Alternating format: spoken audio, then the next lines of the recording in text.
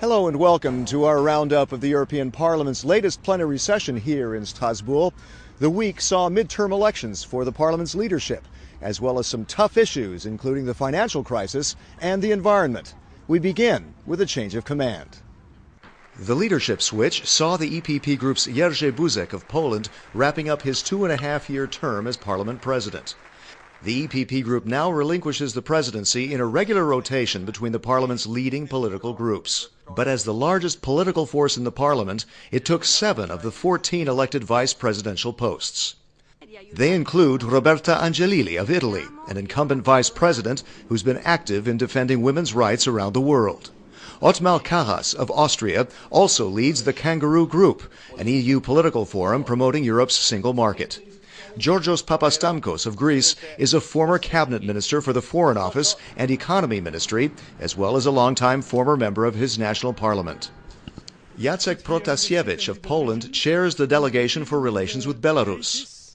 Laszlo Suryan of Hungary is a doctor who served as welfare minister in the 1990s before entering the European Parliament.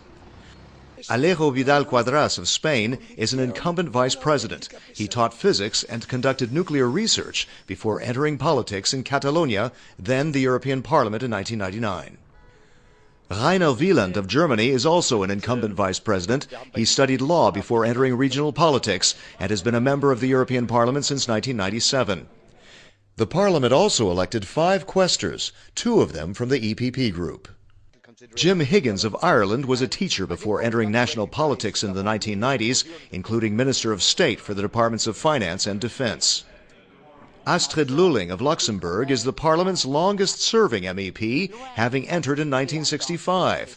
Before that, she was a newspaper editor and liaison to miners and metalworkers for the European coal and steel community. Despite voting all the new leadership positions, the Parliament did have time to attack a number of top issues. Of course, high on the agenda was the financial crisis. The Parliament approved a resolution that suggested amendments to the European Council's proposed agreement on a fiscal stability union. The agreement aims to strengthen fiscal rules within the EU. It would require balanced budgets enforced by the European Court of Justice. The UK has opted out, preventing it from being part of the Lisbon Treaty, but negotiations are underway to include all 26 other member states, and the hope is it will eventually be integrated into Lisbon.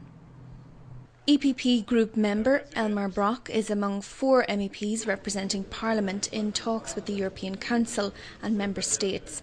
The MEP's resolution calls for a treaty roadmap with a view to introducing Eurobonds in a bid to stabilise the market for public debt. The resolution also calls for an EU law for a financial transaction tax that could raise an estimated 55 billion euros a year.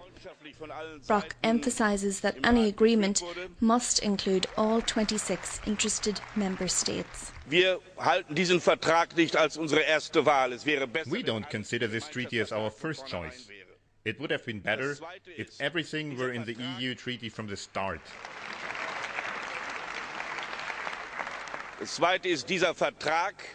Secondly, this treaty should not lead to Europe's division. It must be done so that the 26 countries that want to make it together can make it together. The new intergovernmental treaty is to be approved by March.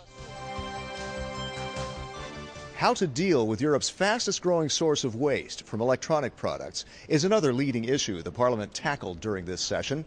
The answer: toughen up Europe-wide regulation. The so-called Waste Electrical and Electronic Equipment, or WEEE regulation, is aimed at encouraging recycling of the materials. But now, 9 years in force, a lot of the waste is still falling through the cracks. An estimated 65% of it is collected and less than half is processed. Much of the rest is illegally exported.